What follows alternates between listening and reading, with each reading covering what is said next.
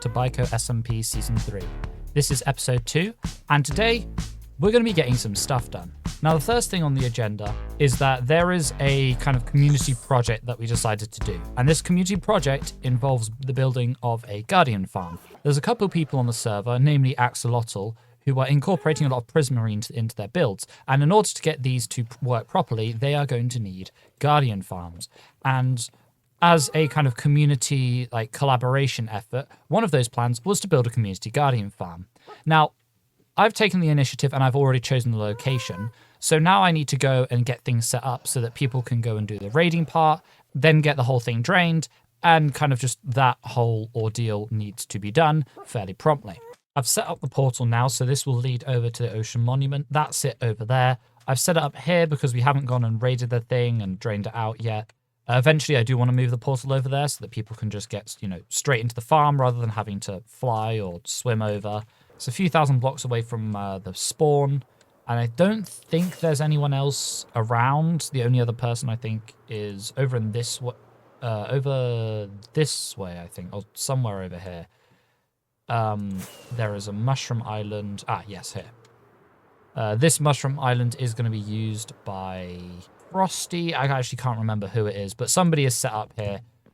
So I decided to choose this spot because it's relatively close to their base, but it isn't too close so that it's going to be encroaching on anything they build. And obviously, as a community, it is a community farm, so it's probably going to actually get decorated, unlike the one I did in my Let's Play, which is still undecorated, and I might return to that at some point. But yeah, so this is the Guardian farm. This is hopefully what, once I've wrangled a couple people, I do want to just get like one or two people together and tackle the thing, and then we can start draining it, then we can start clearing it out, and then building a farm in there. Because of course I have done a farm, I know how they work, it should be pretty easy for everybody. It should be pretty easy to do now that I know what I'm doing. Now, while we're out here, one thing that I have noticed that once I've gotten this elytra is that I fly a lot. And that means that my rockets run out very quickly. And I don't have a good source of gunpowder. In fact, my only source of gunpowder at the moment is going around and killing creepers, which, as you may be able to tell, that's not very efficient. And one of my plans that I did have is that I wanted to have an industrial district, essentially somewhere I can go, I can AFK and get a bunch of resources should I need them, stuff like, gunpowder, bones, string, sugarcane, watermelons, pumpkins, all the kind of stuff that you normally need for, trading and general just, useful Minecraft things. So with that said, I am thinking of setting one up. I am going to double just cross-reference with the maps that we have so that I'm not, building on someone's base or building too close to somebody's base. And yeah, I think that's what the rest of this episode is going to be focused on because I really don't have much else. I don't have a lot of resources, and before I can do anything else, I need those resources. So let's head over to the location I will pick out, which I haven't done yet. So let's find out. So around here is a spot where I plan to build my industrial district. As you can see down there, there is a village. I have already taken the due diligence to hole up all of the villages that were there. This should mean that I can use them for an iron farm. I don't plan on doing any trading, actually. I've already gone through the process with Aussie Gamer and Kenma, where we went and we just made a bunch of librarian villages over at Aussie's place. So he's said that we can use those. And that means that I won't be bothering with any of these guys. Now, as for where it's actually going to be located, obviously I'm going to want to build it over the water. This just means that I don't have to light up as much and I don't have to clear out as much area. Plus, everything will kind of be on an even playing field. So I'm thinking of building it out in this bay area and then kind of or maybe a little further out from here, but just in this general area with this village as backup should I need anything. So with all that said and done, I probably need to go over there, make a platform, and then we can, get a portal and lay the groundwork for our farms. Right, platform's set up. I have the portal. We're currently at Y75. Obviously, the AFK platform is going to be a lot higher in the air so that we can, optimally load our farms rather than optimally load all of the ocean to spawn drowned. And yeah, this is where we're going to go. Now, I need to connect this portal up to the rest of the network. And from there, we're pretty much ready to start building a farm. Of course, as everybody knows, and as I've probably mentioned in a video, the first farm we are going to be building is normally a mob farm. Now, in this case, I have decided that for my specific purpose, I should just build a creeper and sugarcane farm. I don't actually need string or flesh or bones or any of that for pretty much anything at the moment. And if we do need, large amounts of bone meal or white dye, we can just make a moss farm. It's 2026. We're moving on with these outdated farms. So yeah, my plan is I'm going to build a creeper farm on one side, maybe over here, sugarcane farm on another, and then we'll leave up some space around, kind of dotted around for the other farms, like, melons and pumpkins, iron, and those sorts of things. And also, if you look over there, we got a coral reef or a warm ocean right on our doorstep, which is just absolutely wonderful because they are always a pain to find. Right, well, the portal's connected now. This leads into the industrial district, and if we fly along this very long tunnel, picking up several gazillion tons of netherrack as we go, that's that there. And you know what? I also did Boom a favor, and I hooked his portal up to the same network as well. This is one long continuous tunnel. I suppose if you haven't already seen... So if you haven't seen the Nether Hub, that way is to spawn, that way is to the Christmas Village, and also to the Guardian Farm. And that way, of course, is to my Industrial District and to Boomerang's. And I think based on where Boomerang's portal is, mine may also end up being somewhere along here. Although I do think we have plans to change the layout. So from spawn, we'd have north, east, south, and west tunnels. Obviously, this is heading south and then splitting off and going east and west. This is kind of just a consequence of how we've built it, but I would imagine that will change at some point. Of course, that's Axo's duty to deal with all of those terrible things. So we're going to head back to the overworld. We're going to grab a few supplies, and then we're going to start on our gunpowder farm, which I don't actually know how I'm going to build, so I've got to figure that out first. Now, normally, this is the bit where I would cut into a time-lapse and do a bunch of progress during that time-lapse. But while I was recording this, my internet went out, and instead of, doing the normal thing of, oh, let's just, finish the recording and then, continue it once I get internet back and I'm no longer timed out, I instead pressed cancel recording and lost about half the footage. So you're just going to have to trust me that I built this. But here is the creeper farm. I currently have it disabled. I haven't set up the clock up there yet. But I just want to show that it is mostly done. We'll be setting up an AFK platform soon enough, and then we should be getting plenty of gunpowder for all of our rocketing needs. I also haven't set up any of the transport, so at the moment I just have temporary storage. Again, that's something that we'll fix later down the line. But got to set up a clock and on to the sugarcane farm. And the sugarcane farm is done. As you can see here, I have gone and added a bunch of the other mechanisms on. So we have our flying machine, we have our sort of send back device, if you will. We also have a clock over here. I will try to get the design for this clock. It's a slightly modified etho hopper clock that just delays the signal a little bit more to make it so that all the sugarcane can grow up. And I really should have a better way of delaying the pulse, but I just put it through a bunch of repeaters, and that causes these hoppers here to be sent off. And now, yeah, we have pretty much infinite sugarcane. If I go over to the creeper farm, it's been performing pretty well. I've done a few AFK tests just to make sure that the duration of the clock was working. And I've also got a decent amount of that. I've already filled up a shulker box full of rockets so that we're ready to go whenever. But yeah, this has been a pretty good success. Now, I won't forget to add the design for this as well in the comments section. It's a very simple design once you actually understand what's going on. Of course, in the future, I would probably quite like to have sugarcane and gunpowder accessible from here, plus a way up to a platform to AFK at, but that will come in the future when once I'm ready to add those things. Because at the moment, I'm quite happy with having these two here. Especially because it took me about 2 episodes to build one of each in Season 2, and I've just gone and dumped out one right now.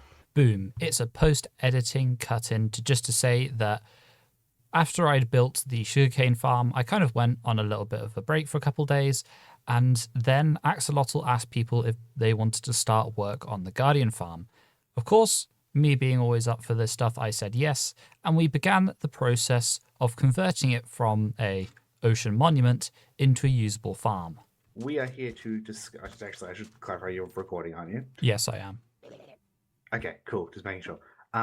We're here today to discuss kind of the ocean monument that we're going to kind of be doing, because I need prismarine, so I really want to get it done. I also need a good source of XP, because at the moment nobody's set up an Enderman farm, and we also Guardians are good for XP. This is true. All right, should we head over? So where is this? Oh yeah, I can show you the way. Because I have no idea where it is. See, we'd always had kind of a problem with the end at the or with the Nether, sorry, at the moment, in that it wasn't very well signposted at all, and I was getting lost finding my way to my own stuff. So I have added some signs. So for instance, if you want to go to my base, is going to end up being down there, and my industrial district that I've been working on is also down there. Mm-hmm. But if you want to go, I did have a little look at that earlier, actually. Yeah, I mean, curious when I saw the sign. Yeah, and then as I've signposted, the Guardian and end stuff is this way, so we can head down here. I believe it's this one right here. Yeah, okay. Because the end portal is actually signposted. So it's just this one? Yep, you just head through. I've also got a bunch of water-breathing potions. I didn't anticipate how many people there would be, and I mined up some sand just so that we would have, something to work with. Yeah. It's going to be a lot of sand. That's the one thing I will say. Yeah, no. I'm probably gonna go grab a whole bunch of this after this meeting. But do we want to kind of quickly go in and clear out the elders? Are the elders being cleared out yet, or are they still in there? No, I've left them in. That was part of the fun. Okay, yeah. So do we want to clear them out? Oh, I've just realised that we're gonna need TNT for this, right? Yeah, TNT and slime blocks. Well, it's just as well I have a bunch of slime blocks. Mm-hmm. Well, not a bunch. I have 16. I really need the back because slime is expensive at the moment. But yeah, no, I was out in Pyro's swamp for an hour when I was building mine. Oh no, there's a much easier way of doing it. As long as you have one, if you can get enough for a slime block, you can make a potion of oozing, and then you can breed up a bunch of chickens. You damage the chickens with a harming potion, and all of the chickens die instantly, and because they had oozing on them as well, they'll become slimes, and then you can kill all those slimes, and as long as you have a looting sword, you can get a whole bunch of slime balls, and I got almost a stack of slime blocks that way. Huh. Yeah, it's a very weird. I actually do need to hop over to my industrial district because I need to go and grab some gunpowder for TNT because I do not have any of that lying around. All right, I'm ready. You ready? I'm ready too. Yep. All right, let's head. Let's go. Yep. That's fine. All right, first one. That's not where I want to be. Get in.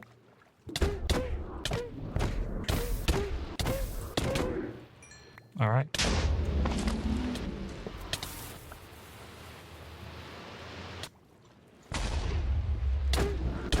I'm 2.5 hearts. Yep. Highly advised. All right, last guy. Yep, that's it. And he dropped a sponge. Right. Nice. Yeah. What are we thinking for the perimeter on this thing? I don't know how big the actual perimeter itself needs to be. Okay, so in terms of minimum size, all it needs to do is go around the edge of the ocean monument. If you have something like mini HUD on, it doesn't normally work on me for servers because of for permissions reasons.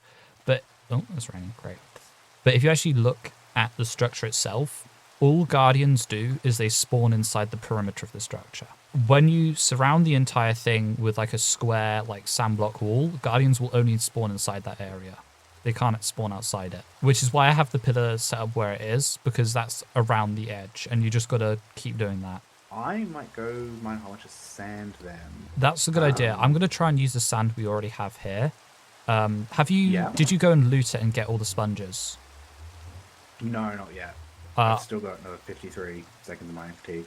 Yeah, that's fair enough then. Did you what? Did you want to do that?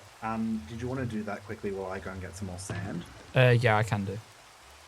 Yeah. Do you have a good hoe? Do I? I do not. All right. Borrow that one. And Wonderful. I'll go and get some sand. All right. Good luck. I will wait for this magnifique fatigue to run out. Well, that was fun. Now time to go and place a bunch of sand. Right. And that sand has now been placed, and a whole bunch of other stuff has happened because I decided to not bother doing a time-lapse for any of it. Now, as we fly over, you will see that I have completed the farm. And I did have time-lapse footage for the draining of the monument, but I decided to omit that from the final video just because I felt like it was a little bit too long. Now, the farm itself is incredibly fast. As you can see, we are absolutely rammed full of guardians. I do actually need to consider maybe making a slightly easier system for them to get out, but at the moment, this is the best that we can do. The entire farm is built. This is a fairly simple design. It is a pixel rift design. I'll leave it in the description if you want to go and build it on your worlds. And I've also designed the interior in here. So you have a whole bunch of chests. This goes for just about everything that you can get. So your raw fish, your cooked fish, for when you're actually using the farm like this. Prismarine shards and more prismarine shards and crystals, of course. And there are a few drops that end up here like heads and so forth. And sometimes overload if the farm has too much coming in. But yeah, this is the Guardian farm. I do want to put a enchanting table here and maybe some other chests and stuff just to fill the space up. And I've also added the nether portal here so that people can go directly to the farm whenever they need to use it. And with this farm built, this is everything I've wanted to do in this episode. I know it's a kind of a short one. Again, that's probably because the time lapse for this could have been added and that would have added quite a lot of time in. Now, as for what we're going to be doing next episode, I think I want to go and kill a bunch of withers. I need a beacon for this. This farm isn't entirely complete. It needs decorating because the sand, it's okay, but I would like to have something more substantial than just a big sand wall, probably glass all the way around. Maybe improve the structure around this as well. Make sure it's all lit up so it doesn't, spawn mobs on it. And yeah, I need a resistance and regeneration beacon as well, just so that you can use the farm, take all of your armor off so you don't take thorns damage. Just sit there and just whack away at the guardians. Now, to avoid, making my life a massive pain, I'm probably not going to do a whole with the skeleton farm. I know that Frosty wanted to do one of those, so I will leave that space to him. I will just try and make it a little bit easier for me to farm all wither skeletons for the meantime. But yeah, so next episode should be a whole bunch of wither skeleton farming. I do actually want to get started on my base and at least like a storage room, because at the moment I am living out of my ender chest and it's not healthy. I don't like it. It's awful is the phrase I probably want to use. But yes, very exciting things happening in the near future. Thank you very much for watching and I'll see you in the next one. A bye.